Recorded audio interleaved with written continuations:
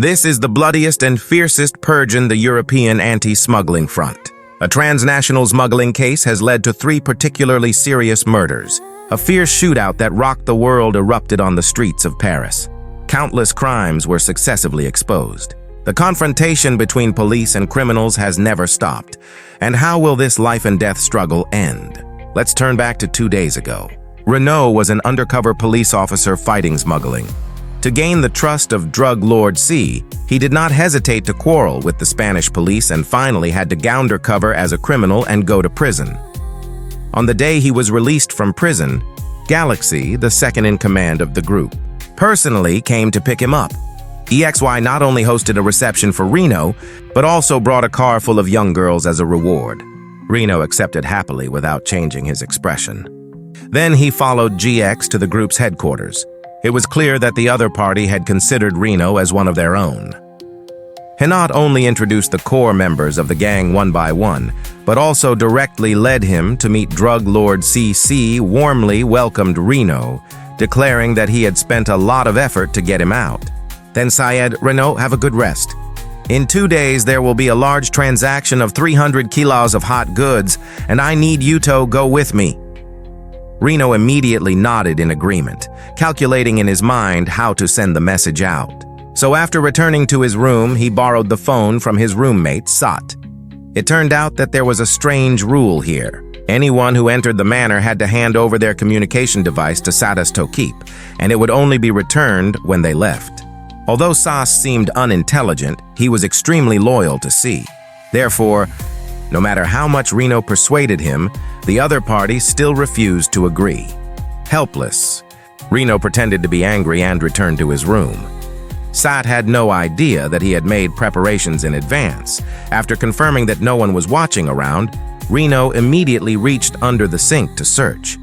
It turned out that he had hidden a SIM card and a tracker there beforehand. 2 days later, a boat carrying 300 kilos of hot goods landed on the coast of Savinas in Spain. Next, 4 fully armed smugglers jumped off the boat and cautiously observed their surroundings. At this time, Reno and his accomplice had been waiting for a long time. After confirming that all the tourists on the beach had left, they quickly transferred all the hot goods to the truck. Throughout the unloading process, everyone's nerves were as tense as a violin string, always paying attention to every movement around them. It wasn't until the last bag of hot goods was loaded onto the truck that they breathed a sigh of relief. Then they didn't dare to delay, started the car, and immediately left the beach to return to C's manor. Meanwhile, elsewhere, a particularly serious murder occurred in Paris. France, Sarah, the captain of the local anti-smuggling team, after grasping the situation, found that this case was closely related to a case of smuggling hot goods by car from Spain to France that she was in charge of. After consultation, the police decided to merge the investigation of the 2 cases. Sarah and local criminal police captain Chuck Lee became new partners. However, the progress of the case was not smooth. 2 days later, Sarah's informant was assassinated. Her superior, Carter, felt something was unusual because last night Sarah was still chasing the car carrying a large amount of hot goods with the informant. But today that person died mysteriously. Sarah explained that this was just a coincidence, but Carter did not believe it at all and even threatened to bring her before the committee. At this time, Sarah was in a mess because of the case and had no mind to deal with Carter. She just said she would submit a report soon and then turned and left immediately. In the evening, partner Bon couldn't help but ask her, "Is there any news from Renault?" 3 months had passed, and the other party had not sent back any information. Was she still sure he was one of her own?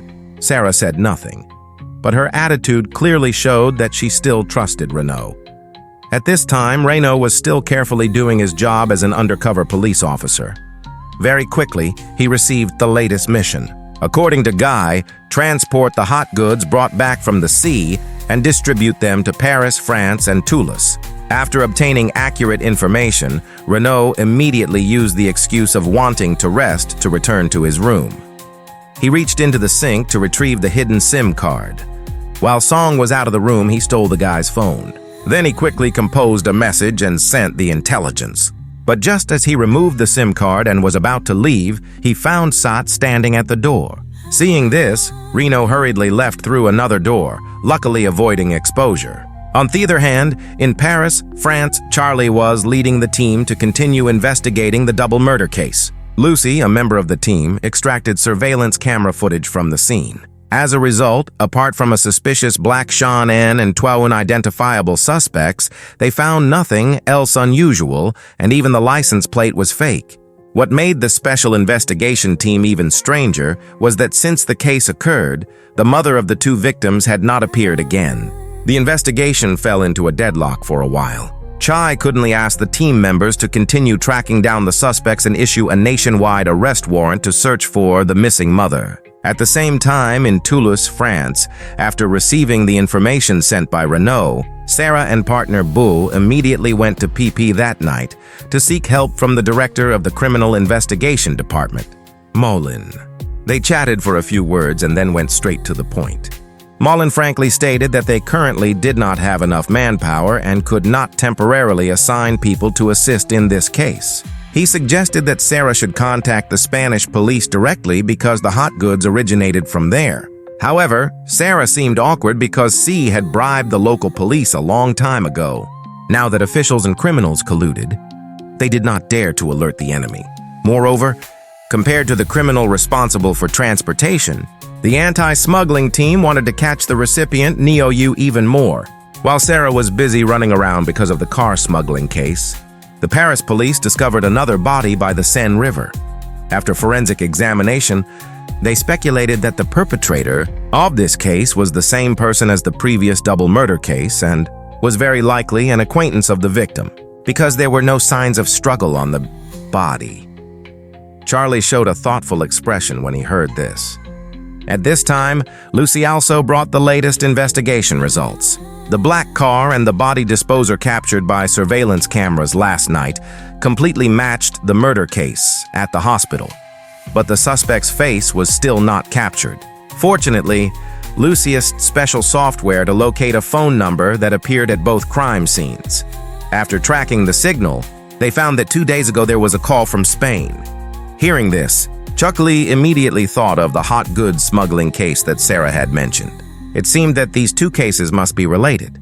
On the other hand, while everyone was resting before departure, Reno quietly approached the hot goods transport vehicle and quickly attached a tracker to the underside of the car. Far away in France, Sarah immediately received the tracking signal and prepared to ambush at the highway exit. Soon after, the hot goods transport team officially departed. To deceive the public, they deliberately arranged a girl in each car to impersonate an ordinary passenger car. In addition, each hot goods smuggler participating in the transportation carried weapons with them. Reno rode a motorcycle to lead the way. Under his guidance, 3 hot goods vehicles sped towards Paris, France. They initially planned to go straight to the transaction point without stopping. However, the plan did not keep up with the changes. The girl accompanying Sayat's car suddenly vomited, and the smell of vomit spread throughout the car. This scene immediately enraged Saat.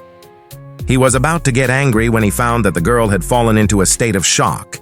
Helpless, Saat had to break the rules, drove the car off the highway, and stopped on the side of the road. Then he immediately got out of the car to check the girl's condition, complaining about her incessantly. At this moment, a police patrol car slowly approached. 3 police officers got out of the car and asked about the situation. Saat hurriedly explained that his wife was carsick.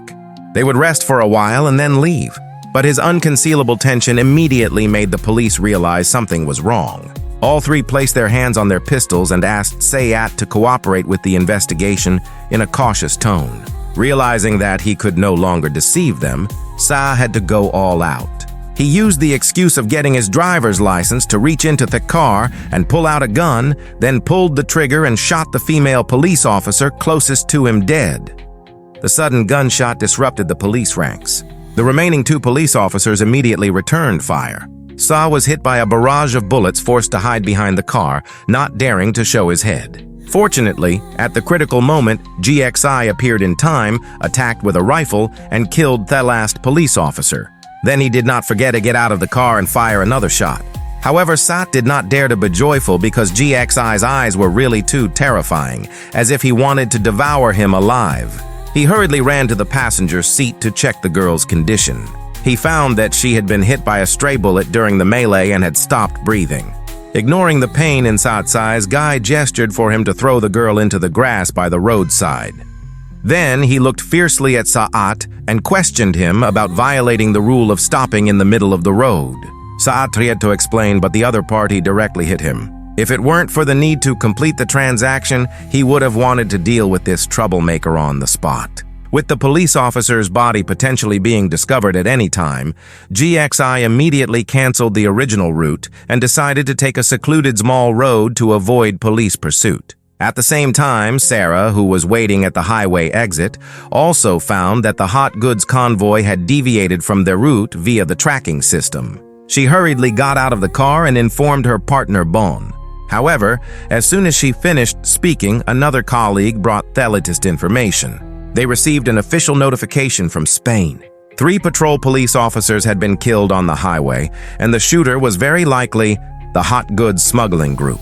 Hearing this, the anti-smuggling team unanimously decided to go to the scene to investigate. However, at the scene, apart from bloodstains, bodies, and spent bullet casings, they found no other valuable clues. The body of the woman discarded in the grass also needed DNA matching to identify her. Realizing that this case could not be concluded in a short time, Sarah immediately calmed down and prepared to wait until the hot goods convoy reached the transaction location before mobilizing forces to organize a comprehensive encirclement. On the other hand, Chuck Lee also obtained information about the shootout on the highway. What astonished him even more was that the female DNA remaining at the scene of the Paris hospital murder case matched the body of the girl discarded in the grass. Therefore, when he learned that Sarah was preparing to lead the anti-smuggling team to take action and encircle Theme at the transaction location, Chuck Lee also decided to follow to thoroughly connect the cases. No one knew that at this time, Guy had led the convoy to a rural house. He used the excuse of bad weather to ask for a night's stay. The landlord initially did not want to agree because this group of strangers did not look like good people. But seeing GX's fierce eyes, he finally had to give in and let them into the house, even providing them with a sumptuous meal. Initially, GX really only wanted to borrow a place to stay for one night, but unexpectedly in the evening, when the landlord went to check the sheepfold as usual, he accidentally saw the bullet-riddled car. He immediately realized that this was a bunch of desperate people. This scene was also seen by Gao, who was stepping out to make a phone call, so to prevent the landlord from calling the police and exposing their whereabouts, he did not hesitate to pull the trigger and kill him. The sound of heavy rain covered the gunshots. The people in the house did not notice anything unusual. It wasn't until Gabo entered, soaked, that Reno realized something was wrong. The landlord's wife also sensed the dangerous aura, constantly begging Gabo to spare her. But how could these hot goods smugglers have compassion? Gabo led Reno and the landlord's wife and son to the basement, instructing him to root out the problem. At the same time, Chuck Lee, Sarah, and Molin had gathered. They tracked down that the hot goods convoy was stopped at a farm. But to avoid alarming the enemy, Morin only sent a surveillance team there. However, since the trip to the transaction location had to cross the border, the investigation bureau would later send someone to go undercover. When the car reached its destination, everyone would immediately carry out the arrest warrant. But Chuck Lee felt that this plan was not appropriate. So he asked if they had any other options besides Reno, the informant. Moline and Sarah shook their heads, saying that C was very cautious and suspicious. It was already extremely difficult for Reno to gain his trust and send back information. Unexpectedly, Chuck Lee came up with a second plan. It turned out that before coming to PPN, he had clearly investigated that the mastermind behind a series of murders in Paris was Jelen, a notorious local gangster. Since this case was closely related, the other party must be one of the recipients of these hot goods. And Chuck Lee's speculation was not groundless because a witness accidentally recorded the entire process of Jin's plan. They'd left 1 hour ago, driving 2 BMW X6s with fake license plates, leaving Paris. The main target was the receiving point according to Renault's information. The mandatory route had a toll booth. Chuckley believed that they could coordinate actions there to arrest Zelen first to eliminate part of the threat. Sarah and Mullen then nodded simultaneously, agreeing that this plan was completely feasible. Early the next morning, Gabo led the convoy to prepare to continue on their journey. To avoid attracting police attention, Sad abandoned the bullet-riddled car and transferred all the hot goods to the landlord's SUV. Then the group immediately set off. This time, the convoy successfully crossed the French border and sped towards the transaction location. When passing a gas station, Renault hid the pre-prepared SIM card in his mouth and then separated from the group to go to the restroom. Then he found a secluded place and called Sarah. He informed her that the transaction would take place at 8 a.m. today at KC in Newcastle. Upon receiving the latest information, Sarah immediately convened the team and hurriedly set off, preparing to ambush at the destination beforehand. On the way, continuous incidents made Guy's temper more and more irritable. As soon as Renner returned to the team, he was verbally abused by him. He didn't care and responded with a friendly international gesture, then without saying another word, jumped on his motorcycle and continued to lead the way. Soon after, the hot goods convoy finally arrived at the transaction location. Sarah, who was lurking outside the castle, immediately received the news. But just as they were about to act, Bo noticed something unusual. Why did these hot goods smugglers dare to brazenly transact in the city center? However, as soon as Ash finished speaking, a school bus slowly approached and answered his question.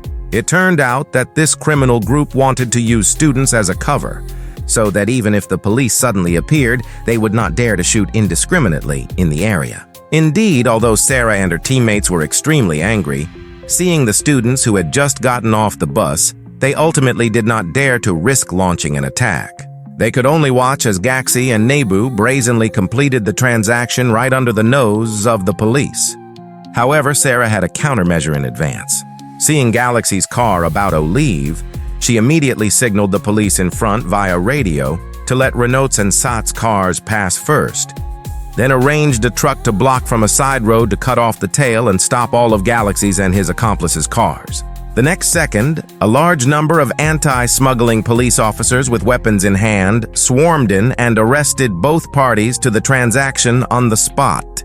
On the other hand, Chai had also led people to intercept the transaction car sent by Jin. As for Reno and Sat, who were specially released, they had now arrived at a bend in a river in the outskirts. This was the transaction location they had pre-arranged with Jin. Sat stopped the car and immediately contacted GX Tosk about the situation, but no one answered. He immediately realized that something was wrong. At the same time, the henchmen sent by Jin also arrived and brought the news that GX had been arrested. Sat heard this and hurriedly called Jin to inform him that the police had raided the transaction scene. The other party was furious after hearing this. After clarifying everything, he asked Sa to transfer the remaining 150 kilos of hot goods to the fake licensed BMW he had prepared.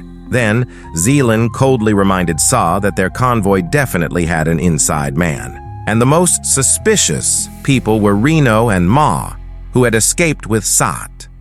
So after hanging up the phone, Sat immediately drew his gun and questioned the two of them about who was the undercover police officer. Seeing this, Reno did not flinch, but instead walked straight towards Sat's gun barrel.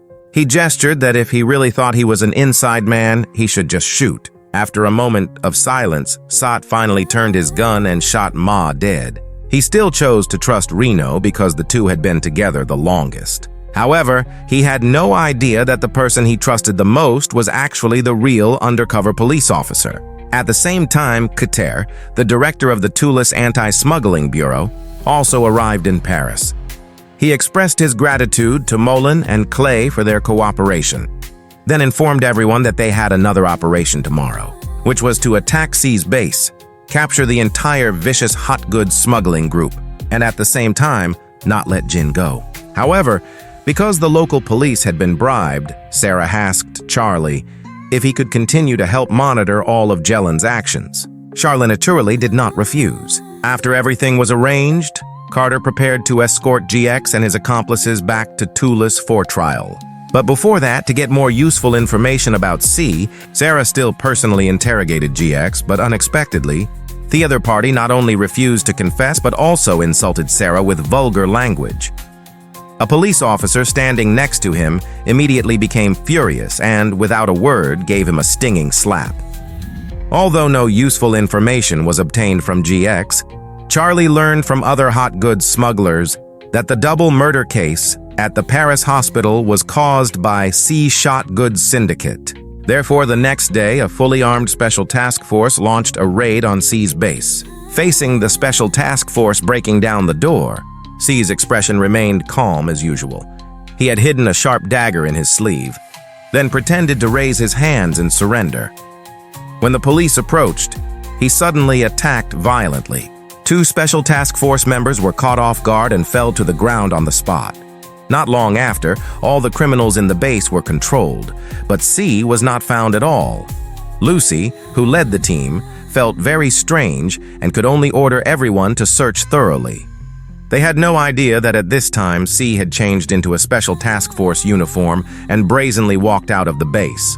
However, before he could even pass through the main gate, he was recognized by a quick-witted special task force member behind him. Lucy and her partners also aimed their guns and approached. Seeing himself blocked from both front and back, C resolutely tore off his mask. No longer disguised, this vicious drug lord finally suffered punishment. On the other hand, the convoy escorting GXI and his accomplices back to Toulouse encountered an accident. A car accident occurred on the highway ahead, forcing them to stop. Sarah felt a premonition of uneasiness, a feeling that something would happen at this moment. Everyone immediately focused and vigilantly stared at Guy and Nebu. However, the unexpected still happened. Gabo turned to look at the female drug criminal next to him. She immediately understood and said that she needed to go to the restroom. The police, of course, would not give her any chance to escape, but unexpectedly, the next second, a melee occurred. Both sides suffered heavy casualties. The special task force members fell one after another, while on the criminal side, only GXI survived. Taking advantage of Sarah dodging bullets, GXI quickly ran down the highway, crossed the muddy dirt road, and plunged into the woods by the road. Then he found a safe house, ate, and watched the news. This particularly serious international drug trafficking case received great attention. Every day, the Toulouse police station was surrounded by reporters who continuously updated the progress of the case, 24 hours a day. It was at this moment that Guy discovered that the mother and son who were supposed to have been killed by Reno appeared unharmed on TV. He then truly realized that Reno is actually the real mole. He immediately angrily overturned the table, his eyes red, staring at the TV screen. He would personally deal with the traitor, Reno. So that night, G drove to Paris under the cover of darkness, secretly met with the dealer Zelaine, and informed Sat of the new transaction location. Soon after, the two groups gathered at this location. And at the same time, Sarah and her team, who were discussing the next action plan, also received intelligence from the informant. Velen and another person had left the base on motorcycles with license plates.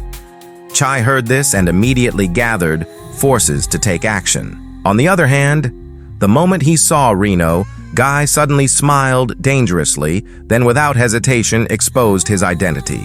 Reno did not explain anything, just calmly said that he was tired. He had anticipated this day of exposure from the moment he chose to become an undercover police officer. GXI snorted coldly and ordered his men to escort Reno to the basement. As for the henchman Sai, who still did not understand the situation, he was completely off guard when GXI stabbed him through the neck. He immediately collapsed in a pool of blood and stopped breathing. Soon after, the patrol police finally discovered Jelen's motorcycle. They immediately informed Chuck Lay to come for support. At this time, Renault's identity had been exposed and he was suffering brutal torture in the basement. However, no matter how much physical pain he endured, he did not reveal any useful information. At this time, Guy was also tired of beating him. He went to the window to catch his breath, but unexpectedly he saw a fully armed special task force approaching them. GX's pupils immediately contracted and he hurriedly shouted, signaling everyone to prepare to resist. However, before he could finish speaking in the chaos, Sarah and her team rushed into the basement and unexpectedly found Reno tied up. At this time, his body was full of wounds and his breath was faint. The moment he saw Sarah, a ray of light flashed in Reno's eyes. Then he took his last breath, and Sarah's eyes were filled with grief. This brutal transnational anti-smuggling mission had claimed countless teammates, which made her unable to suppress the anger in her heart. At this time, the firefight upstairs was still ongoing. GXI was still trying to resist to the end, until the tear gas grenade broke through the door and flew in, and the special task force finally subdued him.